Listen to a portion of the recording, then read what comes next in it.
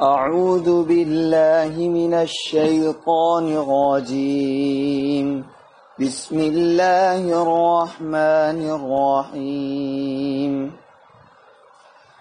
الله نور السماوات والأرض مثل نوره كمشكاة فيها مصباح المصباح في زجاجة الزجاجة كأنها كوكب دري يوقد من شجرة مباركة زيتونة لا شرقية ولا غربية يكاد زيتها يضيء ولو لم تمسسه نار نور على نور يهدي الله لنوره من يشاء ويضرب الله الأمثال للناس والله بكل شيء عليم.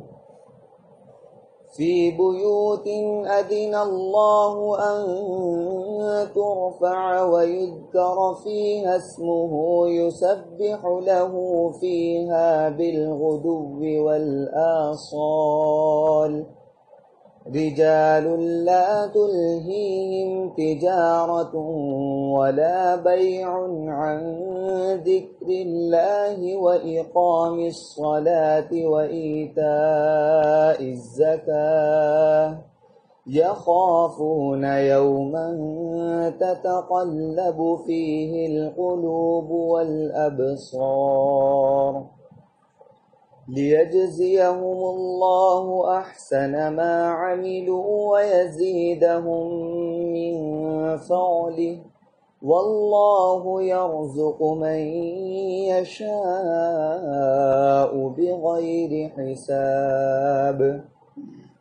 والذين كفروا أعمالهم كسراب بقيعة يحسبه الظمآن ماء حتى إذا جاءه لم يجده شيئا ووجد الله عنده فوفاه حسابه والله سريع الحساب.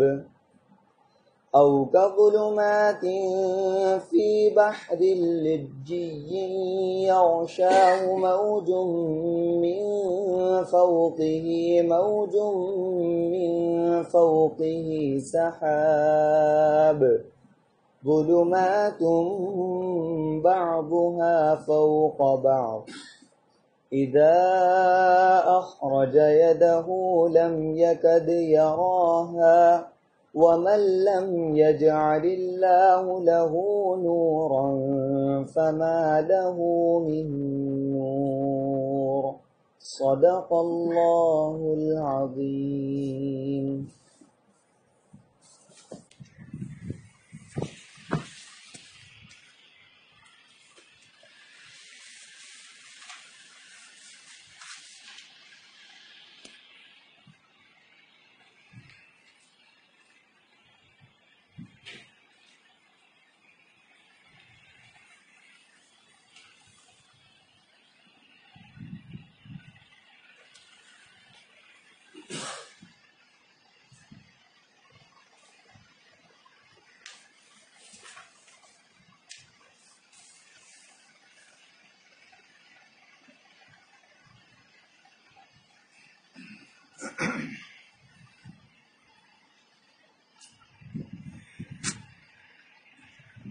نحمده ونصلي على رسوله الكريم أما بعد أعوذ بالله من الشيطان الرجيم بسم الله الرحمن الرحيم. الله نور السماوات والأرض صدق اللہ العظیم. ابھی عدیرم نور چشم حافظ اسامہ نے پورے رکوع ہی کی تلاوت کی ہے. ان سب پر بیان کرنا، اس کی وضاحت کرنا تو مشکل ہے، پر کہیں کہیں سے اس کے بعد مضامین کو سناؤں گا۔ اللہ تعالی ہم سب کو اس سے نفع دے۔ آج ہی اخبار میں نے دیکھا سرخی کہ اللہ تعالیٰ نے قرآن کو علوم و معارف سے بھر دیا ہے۔ علوم و معارف کے خزانے قرآن پاک میں موجود ہیں۔ جہاں سے اس کو اٹھائیے، جہاں سے پڑھیے، علوم و معارف کے پہاڑ جبال نظر آئیں گے جس کا آدمی احاطہ نہیں کر سکتا۔ علامہ ابن تیمیہ جیسے آدمی کے متعلق آیا ہے کہ جب قرآن پڑھتے تھے تو اس علوم معارف کے طلب میں جنگل میں چلے جاتے تھے، وہاں کی مسجد میں جا کے سجدہ ریز ہوتے تھے اور اللہ سے گریہ اور زاری سے کہتے تھے کہ اللہ جیسے فلاں فلاں پر آپ نے علوم معارف کا انکشاف فرمایا ہے، ابن تیمیہ پر بھی اس کا انکشاف فرمائیے۔ اتنے بڑے شخص، ان کی طرف دیکھیے، سب فتاوے رکھے ہوئے ہیں، 37 جلد ان کے فتاوے ہیں، ان میں علوم و خزانے ہی ہیں سب، لیکن کوئی پڑھتا نہیں مولوی صاحب۔ ہم سمجھتے ہیں اس کو بھی کبھی کوئی پڑھنا چاہیے۔ علوم و معارف، اتنا بڑا شخص جس کے بارے میں حضرت شاہنور صاحب فرماتے ہیں کہ علامہ ابن تیمیہ، علامہ ابن قیم کے وہ علوم کہ ہمیں سر کو اٹھا کے ان کی اونچائی کو دیکھنا چاہتا ہے تو ٹوپی میری گر جاتی ہے پیچھے، اتنے بڑے آدمی، لیکن وہ بھی قرآن کے بارے میں جا کے کہتے تھے یہ اللہ قرآن کے علوم و معارف سے میرے قلوب کو منور فرما دیجیے۔ اس بنا پر ہمارا آپ کا بھی یہ طریقہ ہونا چاہیے، خواہش ہونی چاہیے کہ اللہ تعالی ہم کو قرآن کے علوم و معارف سے آشنا فرمائے، اور اللہ تعالیٰ ان خزائن سے ہمارے قلوب کو بھر دے۔ فرما رہے ہیں اللہ تعالیٰ، سب پورے رکوع کا میں ترجمہ نہیں کروں گا، تو اللہ نور السماوات والارض، اللہ نور السماوات فرماتے ہیں کہ اللہ آسمانوں اور زمینوں کا نور ہے۔ اس میں تو نہیں ہے، لیکن میں نے دیکھا ہے کہ اس کی تفسیر یوں کی ہے، اللہ منور السماوات والارض، اللہ تعالیٰ آسمان و زمین کا منور، نور بخشنے والا وہی ہے۔ چاندوں میں نور لانے والا اللہ، چاند میں نور لانے والا اللہ، ستاروں میں نور لانے، سب میں نور کا دینے والا کون ہے، پیدا کرنے والا کون ہے؟ اللہ تعالیٰ۔ اس بنا پر نبی اکرم صلی اللہ علیہ وسلم نے نور کی دعا کی ہے، نور کے حاصل کرنے کے لیے دعا فرمائی ہے، فجر وقت اس کو پڑھی جاتی ہے۔ ایک دفعہ حضرت مولانا ابراہیم صاحب جا رہے تھے حرم میں ظہر کے وقت، مجھے پوری دعا یاد نہیں ہے لیکن انہوں نے فرمایا کہ مولانا وہ فجر کو جو نور والی دعا پڑھی جاتی ہے اس کو آدمی پڑھ سکتے ہیں؟ دیکھیے بھولاپن، مولانا کہتے زبردست آدمی والے بن گئے، لیکن مسئلہ پوچھنے میں عجیب معاملہ تھا مولانا کا، واقعی میں کہہ رہا ہوں، کتنے مسائل پوچھے کہ اس کی تشریح میں کیا کروں، تو بڑے انداز سے کہا کہ اچھا مولانا جو فجر میں نور والی دعا پڑھی جاتی ہے کیا ظہر پر اس وقت ہم لوگ جا رہے ہیں حرم میں تو پڑھ سکتے ہیں؟ پڑھنے میں تو ہر وقت پڑھنا چاہیے نور کی دعا۔ اللہ تعالیٰ نے نور کو نور ہی بنایا ہے، اس بنا پر نبی کریم صلی اللہ علیہ وسلم نے نور کی دعا فرمائی، اللہم اجعل فی قلبی نور، میرے جلد میں، میرے پٹھوں میں، سب میں نور ہی نور کر دیے۔ عقید میں یہی ہے، اللہم اجعل فی قلبی نور، غالباً میرے قلب میں نور پیدا کیے، وجعلنی نورا، مجھ کو سراپا نور بنا دیے۔ نور کی دعا مانگنی چاہیے، اللہ تعالی ہمارے قلوب کو منور فرما دے۔ اللہم طہر قلبی عن غیرک ونور قلبی بنور معرفتک، ہے نا نور آ گیا۔ اللہم طہر، حضرت مولانا صدیق صاحب رحمہ اللہ کو ہمارے حضرت مولانا شاہ رسول اللہ صلی اللہ علیہ وسلم نے دعا تعلیم فرمائی تھی، اللہم طہر، انہوں نے کہا دعا کوئی بتلائیے، دعا بتا دیے، اللہم طہر قلبی عن غیرک ونور قلبی بنور معرفتی۔ میں سمجھتا ہوں مولانا کلمہ طیبہ کے پڑھتے ہوئے درمیان میں ضروری دعا پڑھنا چاہیے. کلمہ طیبہ کی پوری تشریح اس کے اندر ہے. اللہم طہر قلبی، کس سے؟ لا الہ ہے، اور الا اللہ یہ کیا ہے؟ منور قلبی بنور معرفتی کا دو جز ہے. تو اللہم طہر سے لا الہ ہے، اس کا مفہوم ہے. منور قلبی بنور الا اللہ ہے، جو یہاں سے آتا بھی ہے. ہمارے حاجی حضرت حاجی امداد اللہ صاحب نے لکھا ہے جب لا الہ کہو تو تمام چیزوں کی نفی کر دو، حتیٰ کہ اپنے نفس کی بھی نفی کر دو. بزرگوں نے لکھا ہے یعنی اپنے نفس کی بھی نفی، اپنی ذات کی بھی نفی، اپنے جسم کی بھی نفی کر دو. جہاں سے آتا ہے کہ بعض لوگ جب ذکر کرتے تھے، لا الہ کہتے تھے، تو ان کا وجود جو ہے وہ مٹ جاتا تھا، فنا ہو جاتا تھا، یعنی اس کا وجود ہی نہیں رہتا تھا. لا الہ کوئی معبود نہیں سوا اللہ کے، وہی ہے. ہم کو پاک کریے غیر اللہ سے، اور اپنے نور سے اور معرفت سے ہمارے قلوب کو بھر دیجیے. ہر کتنی بڑی بات. اللہ نور السماوات، اللہ تعالیٰ سماوات کا بھی نور ہے اور زمین کا. منور وہی ہے، چاندوں میں نور لانے والا وہی ہے، سورج میں نور لانے والا وہی ہے. جب چاہے اس کو بے نور کر دے. کسوف میں اسی وجہ سے نماز پڑھی جاتی ہے. بہت بڑا واقعہ یہ ہے کہ سورج جیسے روشن کو اللہ بے نور کر دیتا ہے جب چاہے نور. چاند میں گرہن لگتا ہے، سورج میں گرہن لگتا ہے، اس کی بے نوری کو اللہ دکھا دیتا ہے. جب چاہے اس کو ہم بے نور کر سکتے ہیں. سورج کو بے نور کرتے ہیں. اس بنا پر استغفار کو کہا گیا ہے، نماز کو کہا گیا ہے کہ ڈرنے کی بات ہے. جب اللہ تعالیٰ چاند اور سورج میں تصرف کر سکتا ہے تو ہمارے شما کی کیا ہے. اس وجہ سے اگر کسی کے دل میں ایمان ہے، نور ہے، اس کی قدر کرنی چاہیے، اس پر ناز نہیں کرنا چاہیے. جہاں سے ہمارے حضرت بہت ایک واقعہ بیان کرتے تھے. حضرت تھانی رحمۃ اللہ علیہ کے یہاں ایک شخص تھے، بڑے آدمی، صاحب کیفیت تھے. وہ قبرستان میں گئے، اپنے یہاں قبرستان میں گئے. ان کے دل میں یہ بات آئی کہ جو دولت ہمارے بزرگوں کے سینوں سے جو ختم ہو گئی تھی اب وہ ختم ہو گئی تھی. سمجھ گئے؟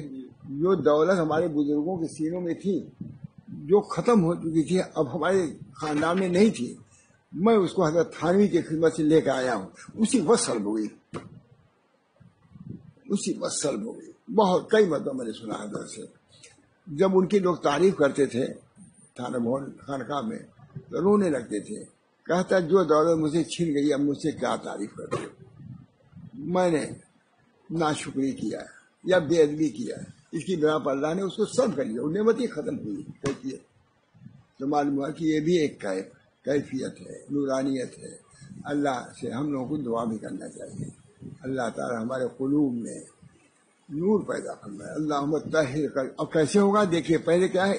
تزکیہ ہے، اس کے بعد تحلیہ ہے. جب گندگیوں کو دور کرو گے تب صفائی آئے گی. اللہم طہر قلبی عن غیرک، ہمارے قلوب کو پاک کیجیے اپنے غیر سے. وہ نور، تب نور آئے گا. وہ نور قلبی بنور معرفتی، نور معرفت سے اللہ تعالیٰ اس کو منور فرما دے. یہ دعا کرتے رہنا چاہیے. یہ دعائیں ایسی ہیں کہ کوئی شخص اس سے خالی نہیں ہونا چاہیے. اللہم طہر قلبی عن غیرک ونور قلبی بنور معرفتی. اس کے بعد اللہ تعالیٰ نے اپنے نور کی مثالیں بیان فرمائی ہیں. اس کا ترجمہ یہی ہے، کہتے ہیں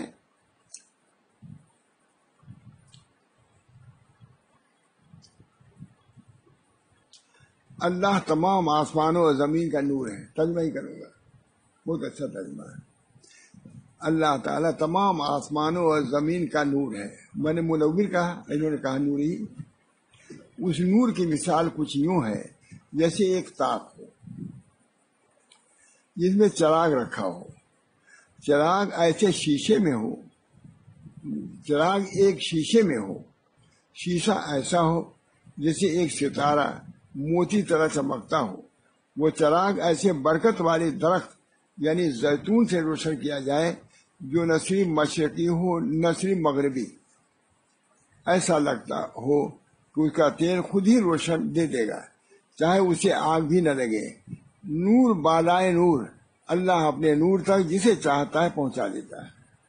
نور ہی نور ہوگا. اس کی کوئی مثال بھی نہیں دیتا، سمجھ بھی نہیں سکتا۔ اللہ تعالیٰ نے خود فرمایا آگ میں نور بالائے نور، اللہ اپنے نور تک جسے چاہتا پہنچا دیتا ہے۔ اس طرح پہ یہ دعا کرنی چاہیے، یعنی دعا ہی کرنا چاہیے کہ اللہ ہمارے قلوب میں نور پیدا فرما دے۔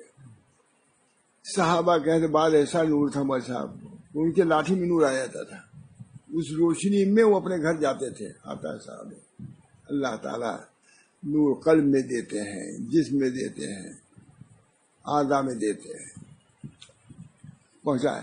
اور اللہ لوگوں کے فائدے کے لیے تمثیلیں بیان کرتا ہے، یہ مثال ہے۔ اور اللہ ہر چیز کو خوب جاننے والا ہے۔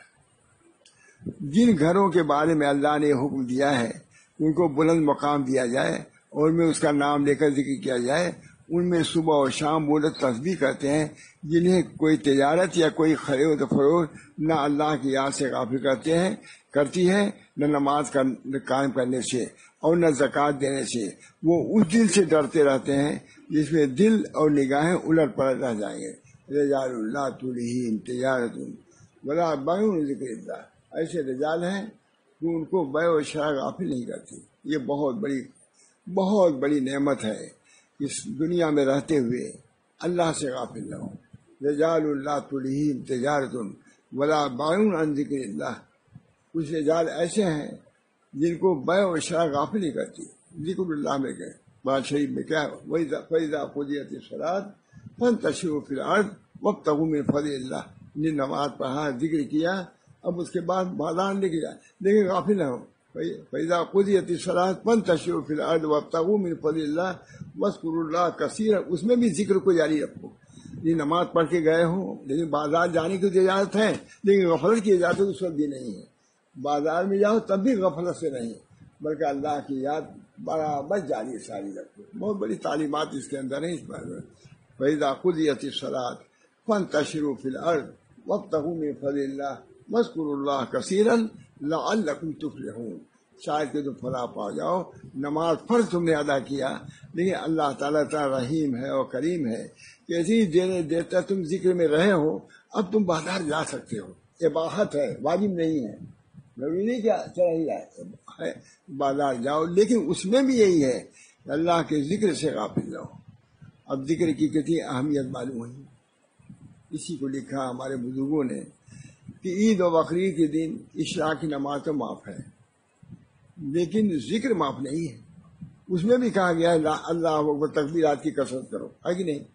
ہاں، اس میں بھی ہے، یہ حکمت لکھا ہے کہ اس وقت بھی ذکر کی مطلب نماز تو معاف ہے کیونکہ نماز میں وقت لگتا ہے وضو کرنا، لیکن اس وقت بھی ذکر اللہ کی تاکید کی گئی ہے، عید کے دن بھی اور بقرعید کے دن بھی۔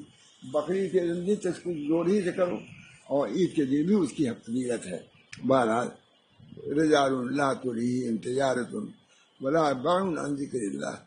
ہمارے حضرت مجدد صاحب سے شیخ عبدالحق محدثی سے کچھ اختلاف ہو گیا تھا۔ حضرت مجدد صاحب بہت سے اپنے مکاشفات بیان کرتے رہتے تھے، حضرت عبدالحق محدث دہلوی کو تنقید کرتے تھے، بھائی تم ایسی باتیں کیوں بیان کرتے ہو؟ لیکن پھر انہوں نے غور کیا، سچے آدمی تھے، بڑے آدمی تھے، سچے تھے، اس بنا پر اللہ کی طرف رجوع ہوئے کہ اللہ یہ ایسی باتیں کرتے ہیں، کیا حقیقت کیا ہے؟ خود وہ بہت بڑے آدمی تھے، لیکن مجدد صاحب کے وہ کیفیات، وہ حالات و تجلیات تھیں کہ جس کی بنا پر شیخ عبدالمحدث دہلوی کو بھی کچھ شبہ ہو گیا۔ کہتے ہیں انہوں نے قرآن شریف اٹھا کہ یہی آج نکلی رجال لا تلہیہم تجارت ولا بیع عن ذکر اللہ، بس کہا کہ یہ سچا آدمی ہے، کیونکہ ایسا خط لکھا شیخ عبدالمحدث دہلوی نے کہ جو نقل ہے اس کو پڑھ لیجیے گا کبھی۔ ان کو شکایت تھی شیخ عبدالمحدث، کیا تم ایسی باتیں کرتے ہو؟ کہتے تھے، اب وہ اپنا کہتے رہتے تھے، تو انہوں نے کہا کوئی حقیقت اس کے اندر معلوم ہوتی ہے۔ دیکھیے پیر بھائی تھے، بلکہ ان کی عمر زیادہ تھی شیخ عبدالحق محدث دہلوی کی، لیکن ان کو اشکال ہوتا تھا ان کی باتوں پر۔ انہوں نے فال نکالا کسے رجال، تو یہ نکلا رجال لا تلہیہم تجارت ولا بیع، بس کہا کہ یہ سچا آدمی ہے، پھر مان لیا، تسلیم کر دیا۔ شیخ عبداللہ ایسا خط لکھا مولانا کہ واقعی قابل دید ہے وہ خط۔ اللہ تعالیٰ جب ہمارے بزرگوں میں حقانیت، حقیقت کو مان لینے کی صفت بیان فرمائی، حالانکہ وہ خود بہت بڑے آدمی تھے۔ ہمارے حضرت فرماتے تھے، بہت شاہ رسول اللہ صاحب ہے کہ مجدد صاحب کی تو علماء دیوبند بہت تعریف کرتے ہیں اور واقعی تعریف کے لائق ہیں، لیکن میں شیخ عبدالحق محدث دہلوی کی بھی ایسی تعریف کرتا ہوں کہ انہوں نے کام کم نہیں کیا، پوری کتابیں لکھی کہتے شروع ہیں، مشکات شریف کی ہے، اس کی رجال لا تلہم تجارت ولا بیع، اسی سے نکالا ہے جو مولانا تھانوی نے ترجمہ کیا اکثر کا، اس میں لکھا ہے کہ رجال لا تلہم تجارت ولا بیع، ذکر اللہ سے معلوم ہوا کہ تجارت جائز ہے، اللہ تعالیٰ نے قرآن میں کہہ دیا کہ تجارت کر سکتے ہو، اس سے اباحت تجارت کی نکل گئی، لکھا انہوں نے بہت خاص مضمون یہ لکھا اس پر ہے کہ یہ نہیں کہ اس طریق میں آنے کے بعد تجارت اور کاروبار سب ممنوع ہے، کیونکہ رجال ہے تعریف کر رہے ہیں اللہ تعالیٰ، لیکن ان کی صفت کیا بیان کر رہے ہیں، لا تلہم تجارت ولا بیع ذکر اللہ، معلوم ہوا کہ تجارت بھی جائز ہے اور بیع بھی جائز ہے، بہت عمدہ لکھا اس کو اچھی طریقے سے ہے کہ تجارت ممنوع، کیونکہ وہ صرف تدبیر پر گویا کہ اعتراض کرتے رہتے ہیں، تقدیر ہے تقدیر، لیکن اس میں آ کر کے انہوں نے کہا ہے کہ ہم اس تدبیر کو منع نہیں کرتے جو جس میں یہ ہو، جو تجارت کی قسم کی اور کاروبار کی قسم کی چیز ہو، رجال لا تلہم تجارت ولا بیع ذکر اللہ واقام الصلاۃ وایتاء الزکاۃ یخافون یوما تتقلب فیہ القلوب والابصار، دیکھیے یہ بھی ہے، ہاں ذکر نماز کے قائم کرنے سے وہ غافل نہیں ہوتے، تجارت کرتے ہیں لیکن وہ تجارت ان کو غافل نہیں کرتی، ایتاء زکات سے نہیں، یخافون وہ ڈرتے ہیں جس دن کے قلوب و ابصار کیا ہے منقلب ہو جائیں گے، وہ اس دل سے ڈرتے ہیں جن میں دل اور نگاہیں الٹ پلٹ کر ہو جائیں گی، معلوم ہوا ہے کہ تجارت نہ منع ہے نہ کاروبار منع ہے، ہاں لیکن غفلت تو ضرور منع ہے، ان سب چیزوں میں مل کر کے اللہ کو بھلا دینا، قیامت کو بھلا دینا، پیشی کو بھلا دینا، یہ ضرور ممنوع رہے گا، ورنہ پھر دین ہی کیا رہے گا۔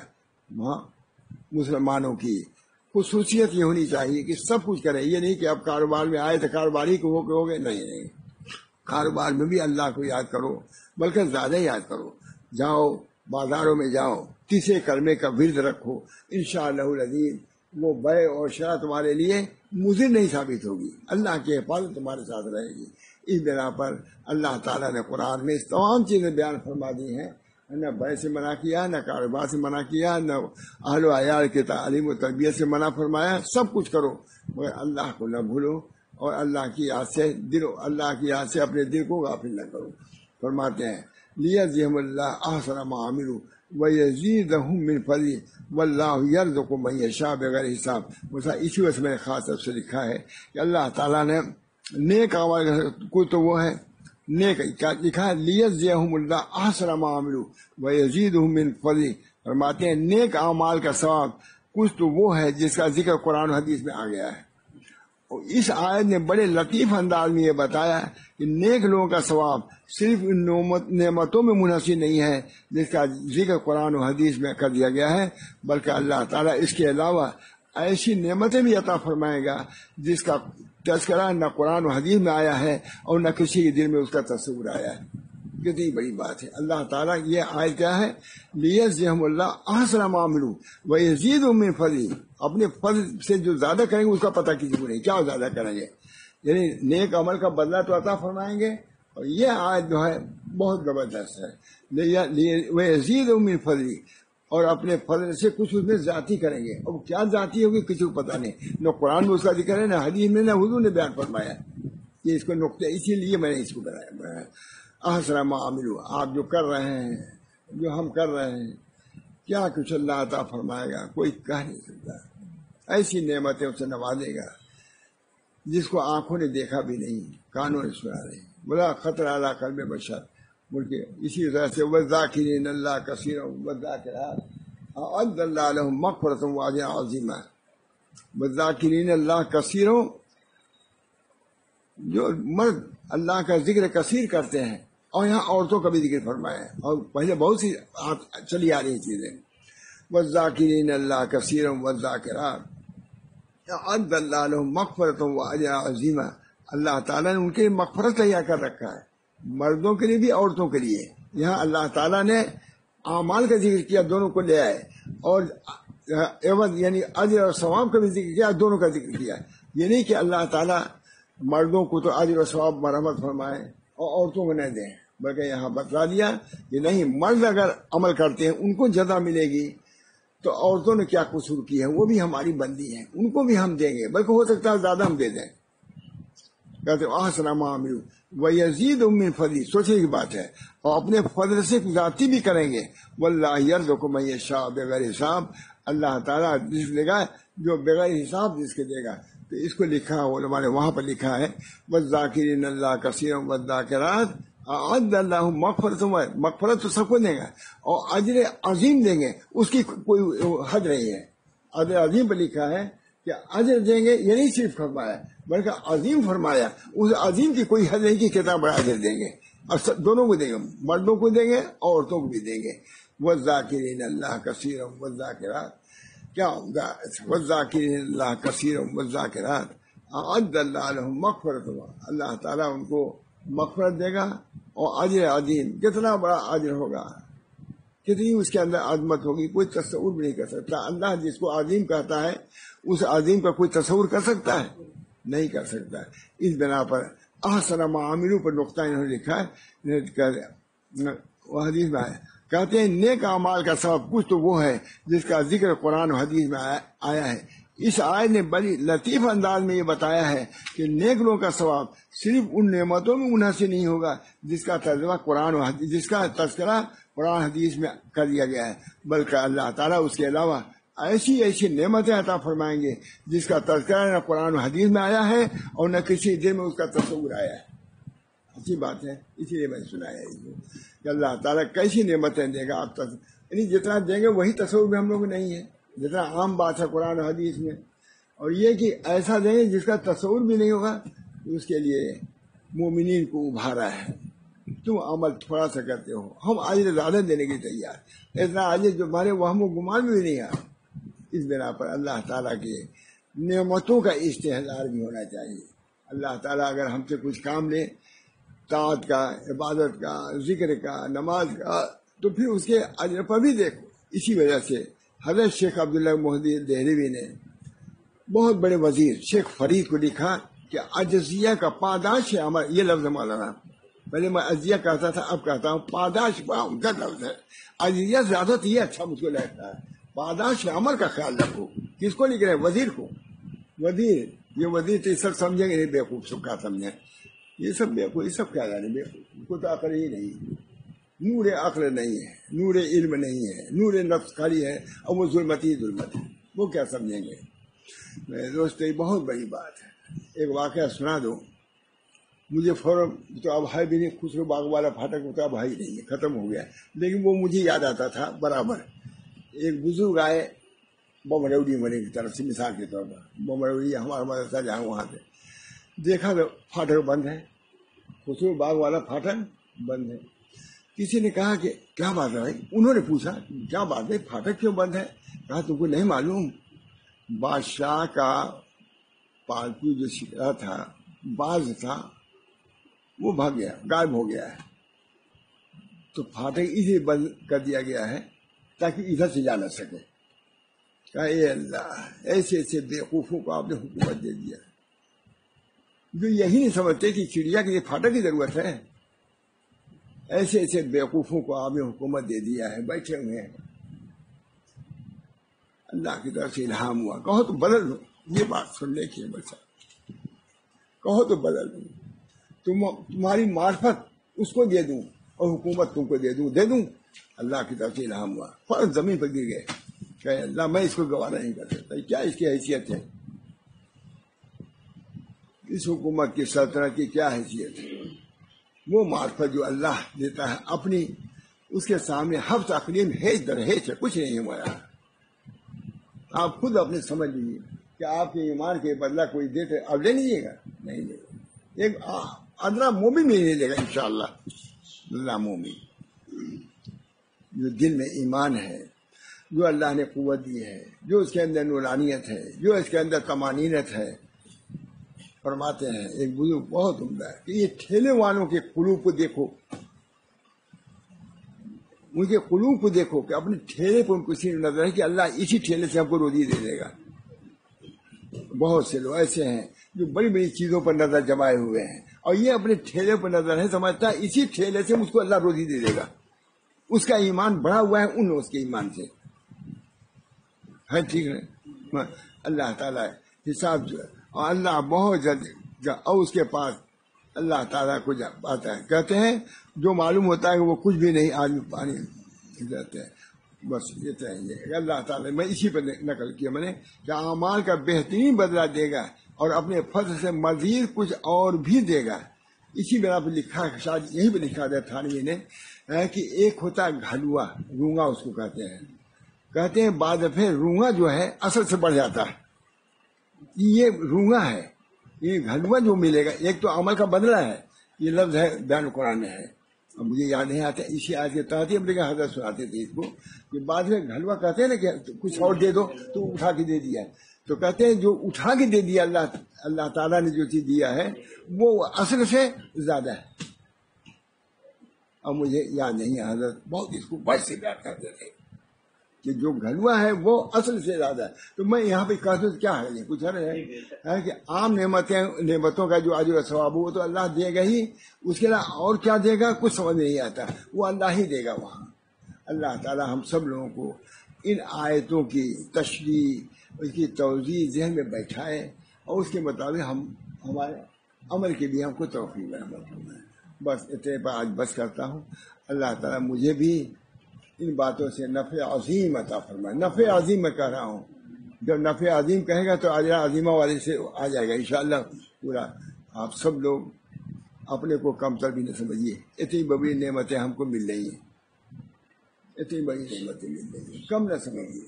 اپنے قوم کی حقارت اپنی چیز کی حقارت کی نگاہ سے نہ دیکھیے. اللہ نے ہم کو ایمان دیا ہے. اللہ نے ہم کو قرآن دیا ہے. اللہ نے ہم کو نبی دیا ہے. ہم کو دین دیا ہے. ہم کسی قیمت میں بیچ نہیں سکتے. اس کو بیچ نہیں سکتے. اللہ تعالیٰ ہم سب لوگوں کو اس کے قدر کی توفیق دے. جتنا ہم قدر کریں گے قرآن کی اور ایمان کی اتنی اللہ تعالیٰ اس کی حفاظت کرے گا انشاءاللہ. اور ہم کو نفع عظیم سے آخرت میں نہیں دنیا میں بھی انشاءاللہ تمانی سکون سے نوازے گا. اللہ تعالیٰ ہم سب لوگوں کی ان دعاؤں کو اس نشست کو مفید بنائے سارے عالم کے لیے. بہت سے لوگ سن رہے ہیں. میں پورے طریقے سے ایسا وضاحت نہیں کر سکا ہوں کیونکہ بہت سی باتیں ہو چکی تھی. طبیعت میں انتشار ہو گیا تھا. لیکن جو کچھ کہا ٹھیک کہا مولانا نے. ہاں ٹھیک کہا.